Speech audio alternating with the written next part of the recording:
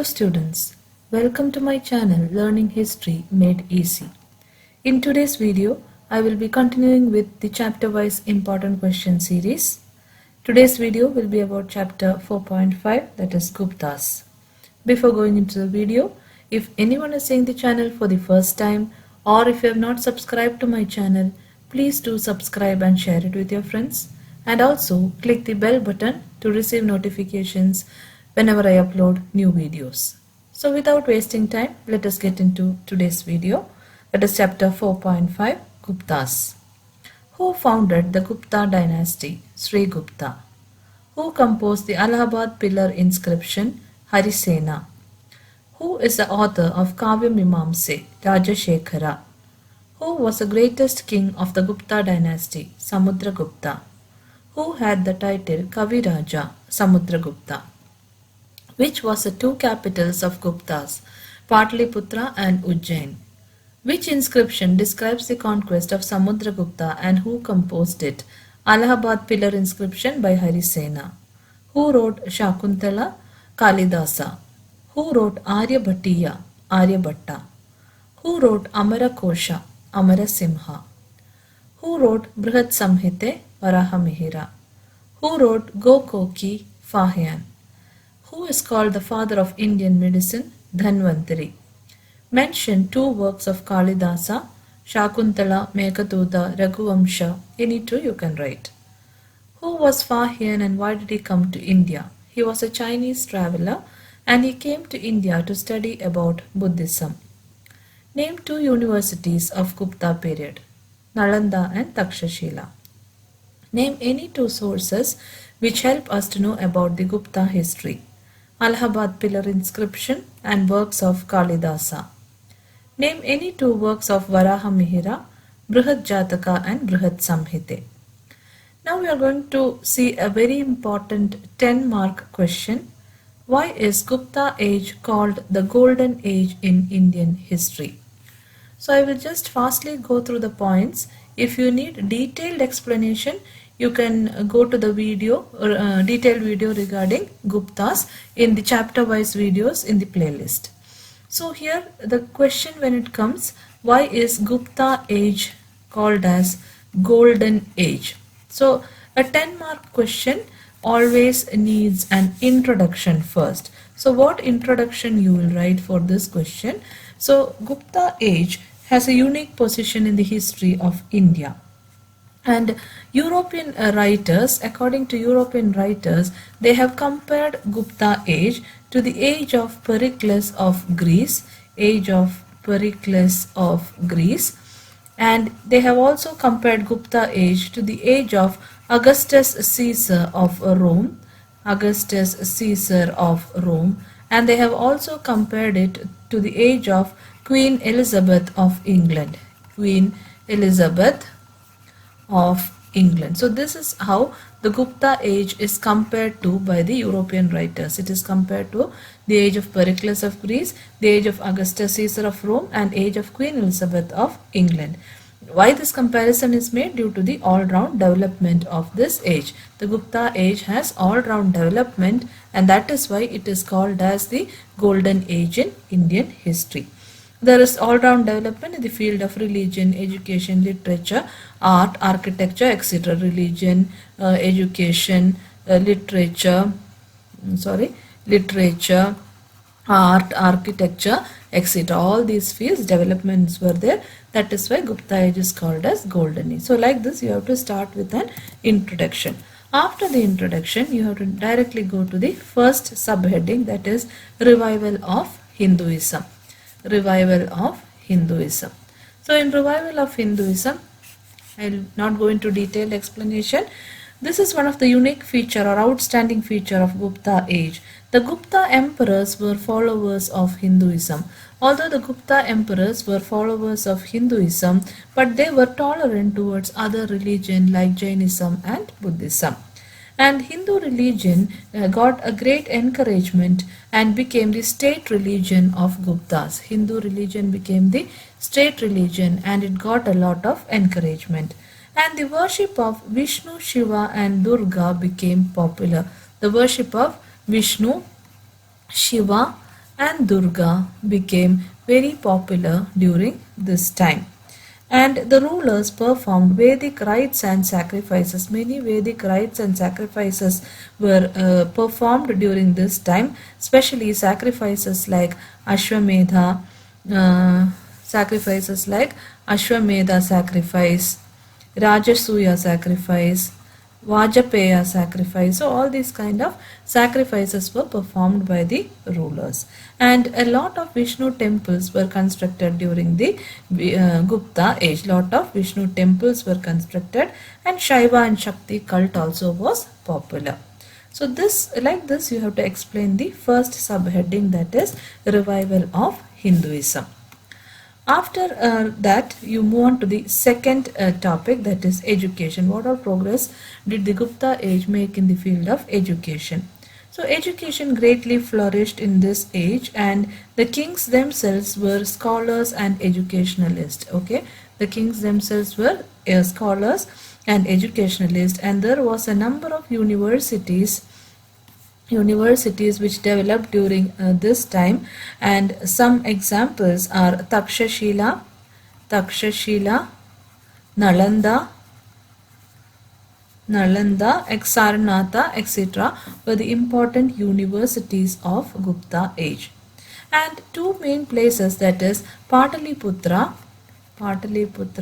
and Vallabhi became great centers of education. Patliputra and Vallabhi became great centers of education during the Gupta age. Now, there were many subjects which were taught in these universities. Some of the important subjects which were taught were Puranas, literature, philosophy, astrology,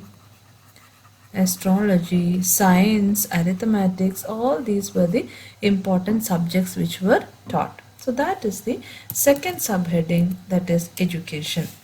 Now we move on to the next subheading, that is literature.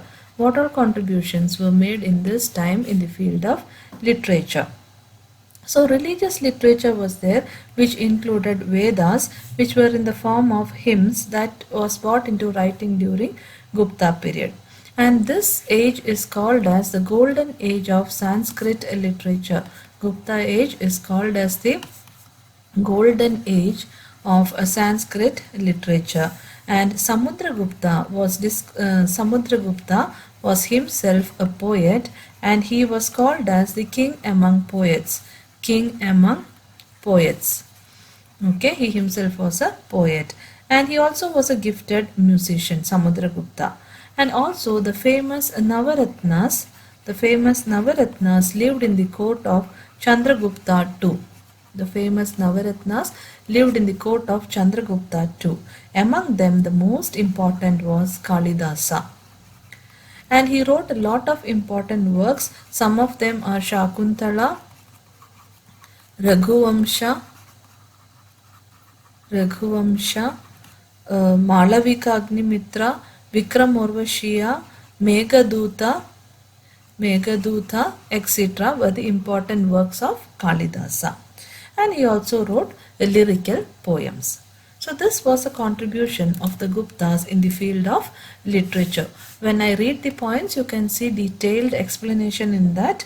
Now the last point we are going to see is the developments in the field of science and technology. Regarding science and technology, tremendous progress was made during Gupta age, and one of the greatest mathematician, Aryabhatta, lived during this time. Okay, he was a greatest mathematician and astronomer of this period. He wrote many important books. Some of them are Surya Siddhanta, important books of Aryabhatta, Surya Siddhanta, Romaka Siddhanta, Aryabhattiya. All these were the important books of Aryabhatta. And another important mathematician, Brahmagupta, also lived during this time. Brahmagupta. And another person was Varaha Mihira. He was a great scientist. Varaha Mihira. He was a great scientist, and he also wrote important books like Brihat Jataka and Brihat Samhite. Then in the field of medicine, Charaka and Sushruta Charaka and Sushruta were important in the field of medicine. And the most important was Dhanvantri. He was called as the father of Indian medicine. Father of Indian medicine. He also lived during the time of Guptas. And another important contribution development in the field of medicine was seen in the Mehroli iron pillar. Mehroli iron pillar, that is important contribution in the field of science and technology. Mehroli iron pillar, which shows the metallurgical skill of that time. Metallurgical skill of that time. That is, even being exposed to the sun and rain for centuries, the pillar has not lost its strength. So all these were the contributions in the field of science and technology. Now the next one is a contribution in the field of art and architecture. Art and architecture. In the field of art and architecture, there were many centers of artistic activities like Mathura, Banaras, Patna, etc. were the centers of artistic activity. And the most important temple can be said as the Dashavatara temple at Devagar was the first temple of Gupta period. Other than Hindu temples, a number of statues of Lord Buddha was also erected during this time. And they also gave encouragement to the art of painting. And the paintings on the walls of Bagh near Gwalior is an example of Gupta paintings. And the scenes, other than Hindu related paintings, the scenes from the life of Buddha was also painted by the Gupta painters. So all these were the important contributions in the field of art and architecture. Finally, you can write a conclusion. Because of all these contributions, Gupta age is considered as golden age in Indian history. So now we can just go through the points in this answer. Why is Gupta age called as golden age in Indian history? Gupta age has a unique position in the history of India. The European writers have compared it with the age of Pericles of Greece, Augustus Caesar of Rome, and Queen Elizabeth of England, due to the all-round development in this age.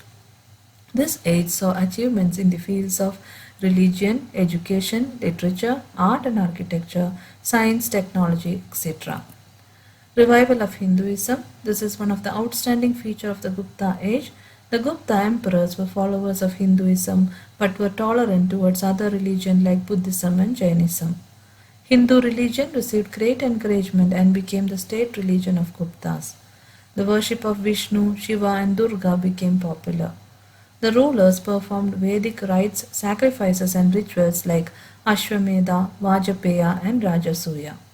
During the Gupta age, many Vishnu temples were constructed. Shaiva and Shakti cult were also popular. Education. Education greatly flourished under the Guptas. The kings themselves were great scholars and educationalists. A number of universities were started during the Gupta age. They attracted not only Indians but also foreign students. The main universities of Gupta period were Takshashila, Nalanda, Sarnatha and Ajanta. Patliputra and Vallabhi were great centers of education. The important subjects taught were Puranas, literature, philosophy, arithmetic, astrology and science. Literature.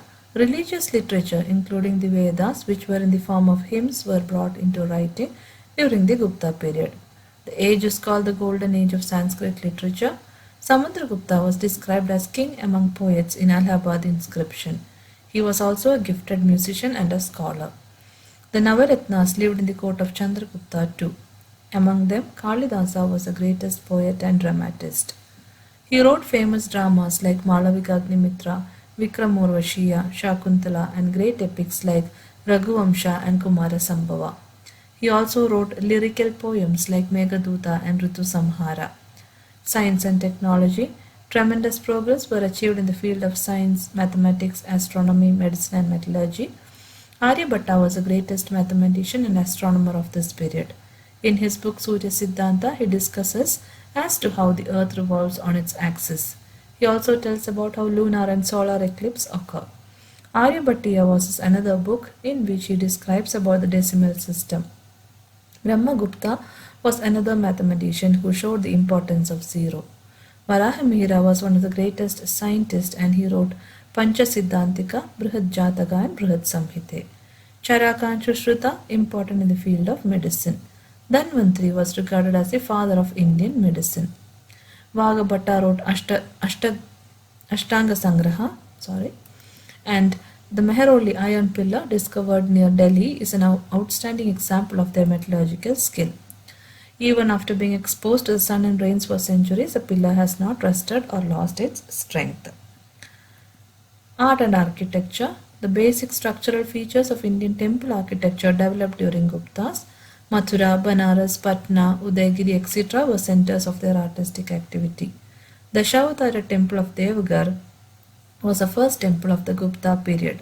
The number of statues of Lord Buddha was also erected during this time.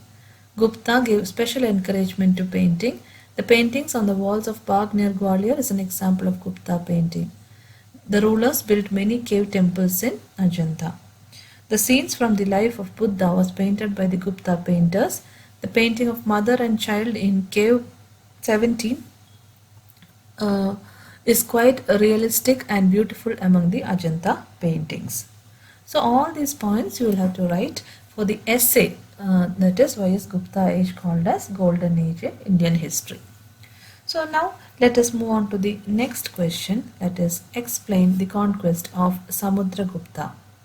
So let us see how we will write the answer for this question. So here the question is the conquest of Samudragupta. Conquest of Samudragupta. So when such a question comes, this is a 5-mark question. So first we will start as usual with an introduction. In the introduction we can write he was the greatest king of Gupta dynasty. He was the greatest king of Gupta dynasty and he was an ambitious ruler and wanted to become a Chakravarti. Samudragupta wanted to become a Chakravarti and he was an ambitious ruler. Now going on to his conquest, Samudragupta is known for his military conquest and we get information from the Allahabad pillar inscription. Allahabad pillar inscription gives us details about the Samudragupta's conquest. An Allahabad pillar inscription was composed by Harisena, who was a court poet and commander of Samudragupta. Now considering Samudragupta's conquest, it is divided into 4, that is North Indian, conquest of forest kingdom, South Indian conquest and conquest of border states. So first we have to see about the North Indian conquest. So according to Allahabad pillar inscription, he defeated 9 kings in his North Indian conquest.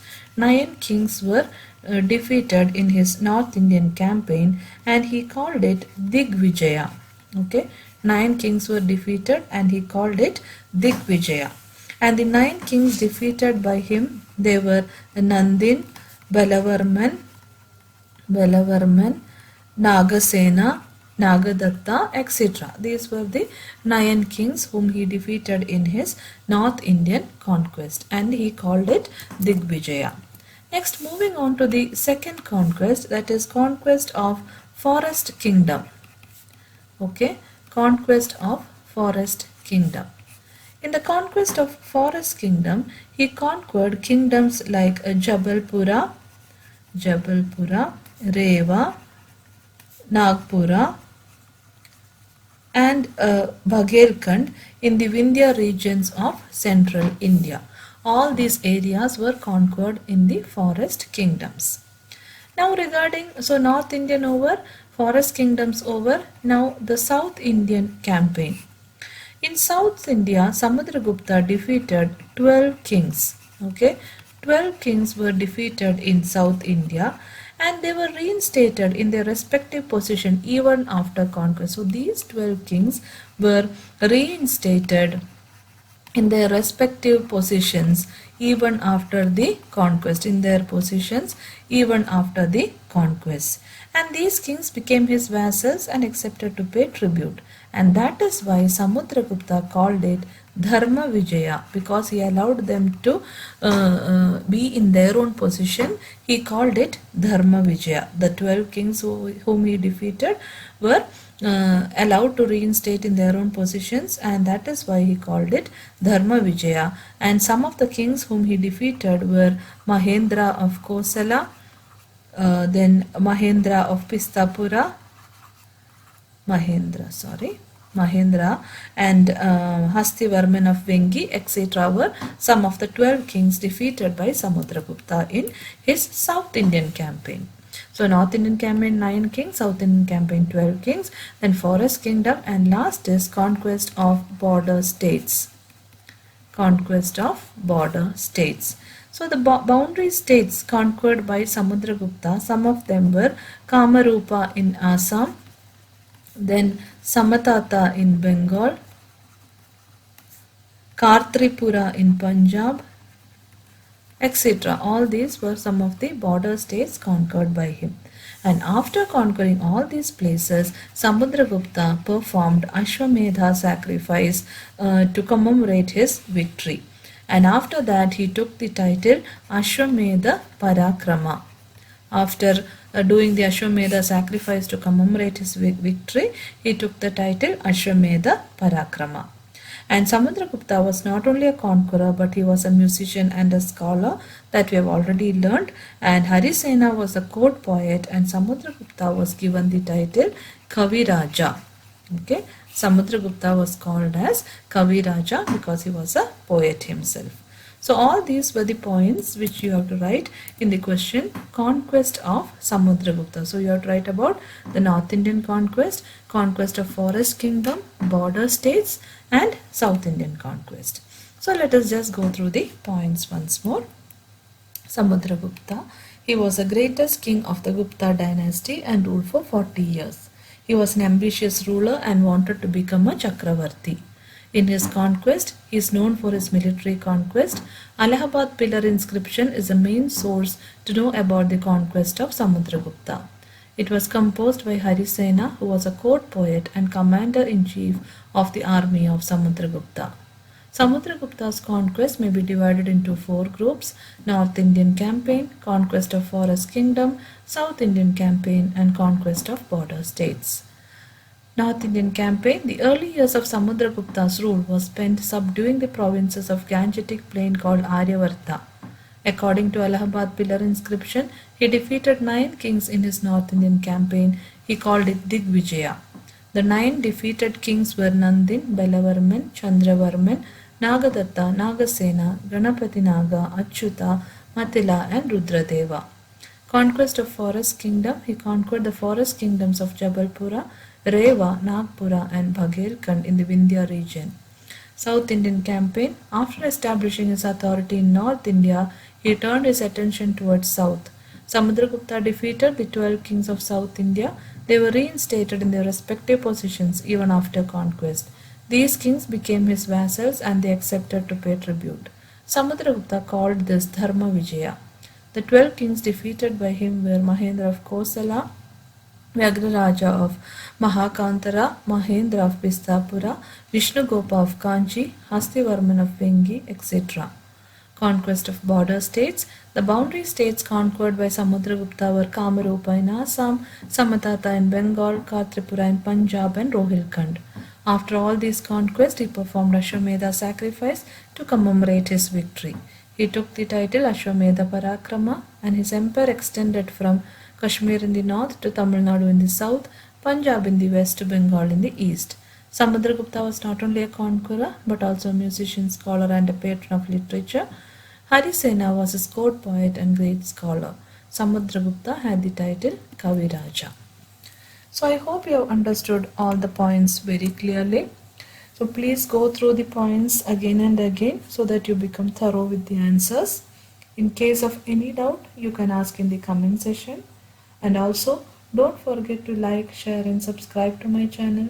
Your likes and shares will be of a great encouragement for me to make more and more videos. So I hope to see you all soon in the coming video. Thank you for watching.